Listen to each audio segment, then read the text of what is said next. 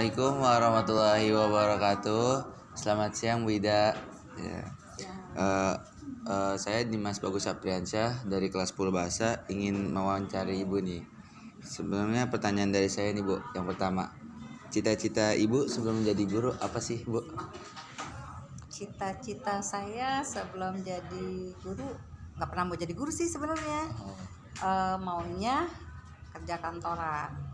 Tapi waktu itu saya kepikiran juga mau jadi desainer karena saya sekolah SMA saya di pinggir jalan itu ada tempat kursus jahit desain baju. Tadinya saya mau masuk sana tapi orang tua saya nggak dukung. Gitu. Oke Bu. Kalau boleh tahu nih Bu, makanan favorit Ibu apa sih?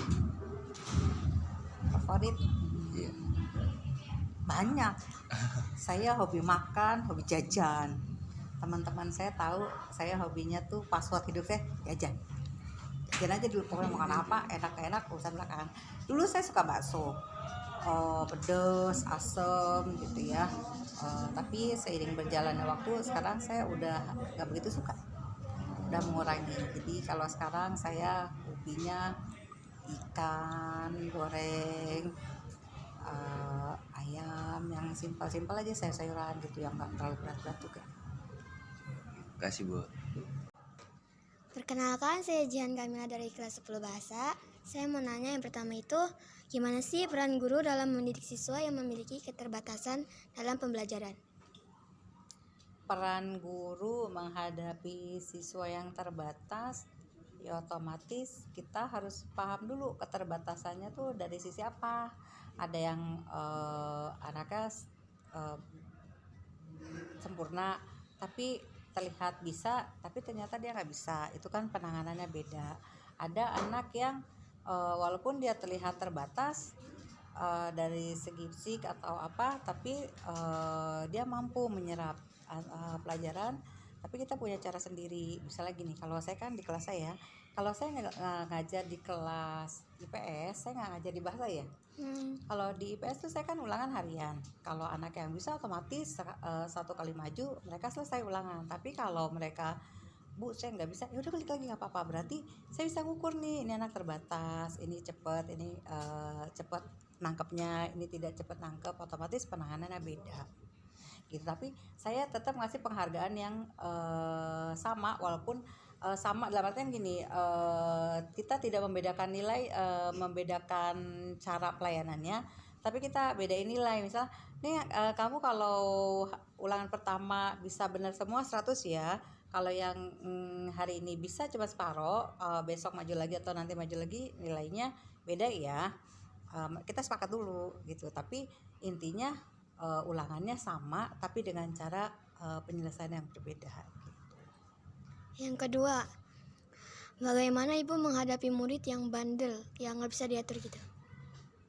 Yang nggak bisa diatur, saya kayaknya jarang marah deh. Kalaupun ketemu anak yang SP3 atau apa, saya jarang marah. Paling kalau saya mau marah tuh marahnya massal, jebret semua saya marahin gitu. Kalau satu-satu kayaknya enggak, karena anak yang bandel itu sebenarnya bukan bandel sih, kata kategorinya bukan bandel, tapi mereka tuh mau dipahami dari anak SD, SMP, SMA. Dari SMP ke SMA anak-anak tuh berpikir nanti sekolah mau bawa motor, nanti bisa main, bisa nongkrong sana nongkrong sini. Mereka berpikir udah dewasa, sementara mereka tuh masih kecil. Ada orang tua yang siap menghadapi anaknya dewasa, ada orang tua yang nggak siap, makanya jadi benturan. Kalau jadi benturan, anak jadi berontak. Kalau berontak, oh nakal. Kalau menurut saya sih gak ada yang nakal, cuman mereka butuh dipahami. Nanti kita tanya, biasa anak-anak bermasalah, basic masalahnya tuh ada di keluarga. Kayaknya yang kita benahin tuh, kita harus panggil orang tuanya bukan supaya dimarahi, tapi yuk kita benahin. Gimana nih anak maunya gimana. Terus pasti saya tanya, banyak sih anak-anak yang bermasalah, dia nggak mau cerita sama ibunya. Ya kalau kamu nggak mau cerita sama orang tua, silakan WA saya. Saya sering ngobrol di sini dan mereka akhirnya bener. Intinya anak-anak yang bukan nakal ya, bukan bandel, mereka mau ada orang yang dengerin, mau ada yang dukung. Dan saya bukan ngedukung, paling enggak saya mendengarkan apa yang mau dia inginkan dan saya arahkan. Itu ya Bu, makasih. Desya Taya Putri ingin mewawancarai Ibu Ida. Sebelumnya Ibu, saya punya pertanyaan nih. Bagaimana sih perjalanan karir Ibu dari awal hingga bisa menjadi seperti sekarang sebagai guru ekonomi dan sebagai Wakasis? Mohon dijawab Ibu. Oke,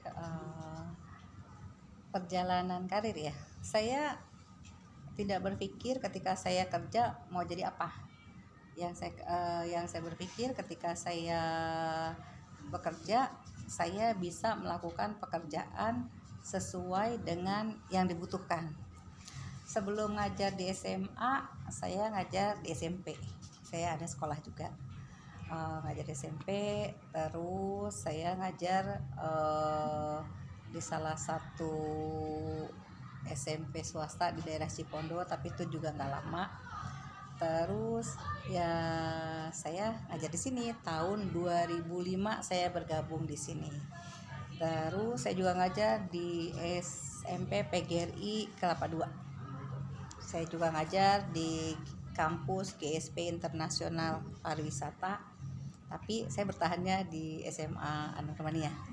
Saya nggak bergabung dari tahun 2005 dari guru ekonomi, terus ya karena proses ya jadi guru ekonomi, jadi guru piket, jadi wali kelas, sampai ya berjalannya waktu, mungkin kepercayaan atau apa gitu, saya diangkat jadi kepala jurusan. Berapa tahun saya jadi kepala jurusan, terus sekarang saya jadi Wakasis. Oke, baik, terima kasih Ibu, cukup menginspiratif ceritanya. Sebelumnya perkenalkan, nama saya Saskia.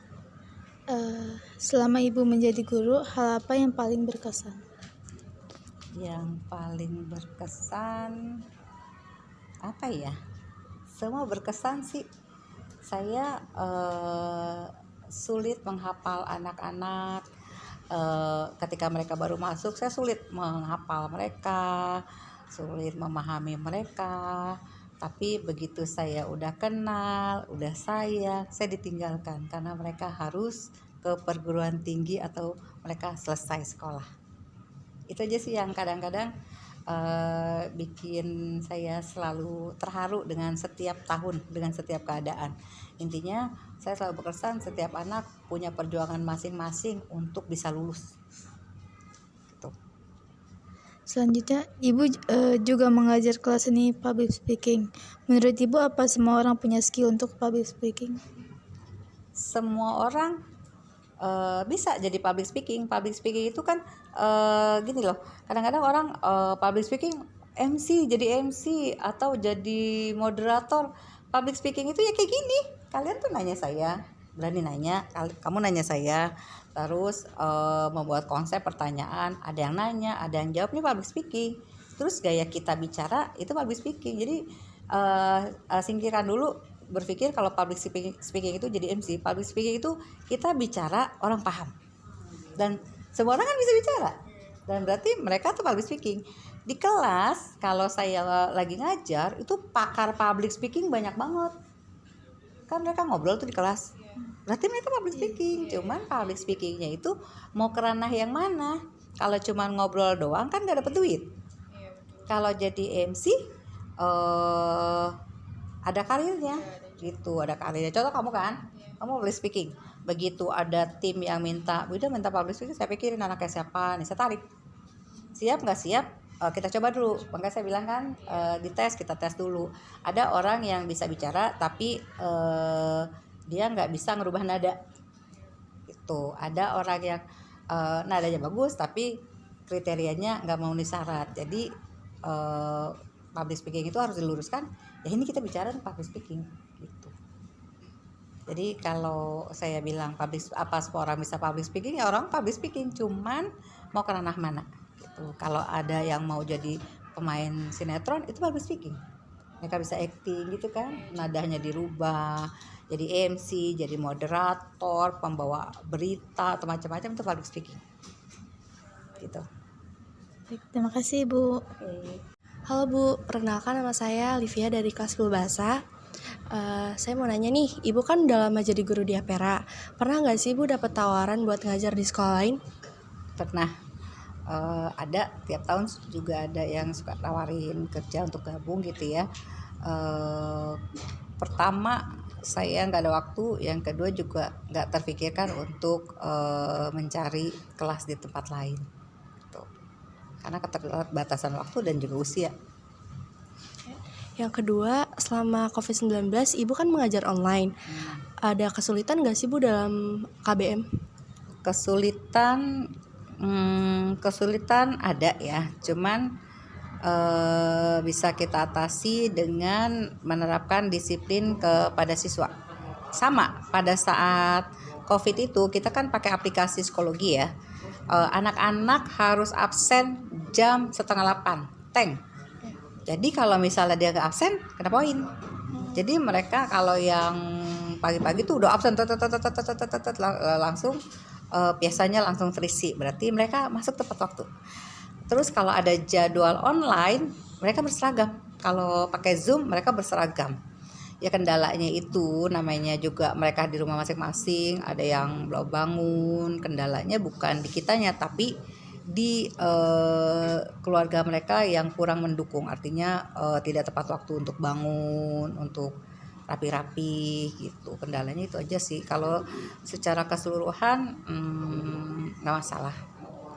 Tuh. Terus kalau materi, masalahnya di materi yang ada aturan semester 1 ada 4 bab dipotong jadi 2 bab karena kita psikologi itu cuman per berapa menit aja gitu penyampaiannya, nggak bisa kalau kita offline gitu.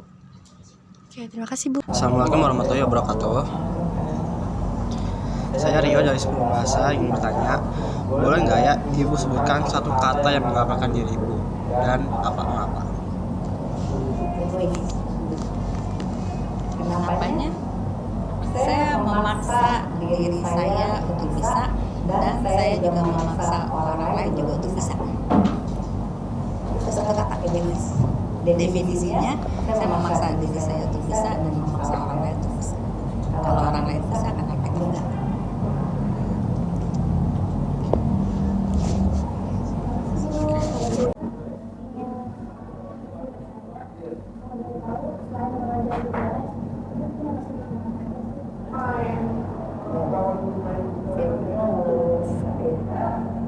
Gak ada yang ngurus juga karena anak saya udah pada besar, mereka udah pada sibuk di rumahnya masing-masing, jadi saya sibuk di Ampera aja. Apa Ibu punya keunikan yang jarang orang ketahui? Keunikan, saya tipe orang yang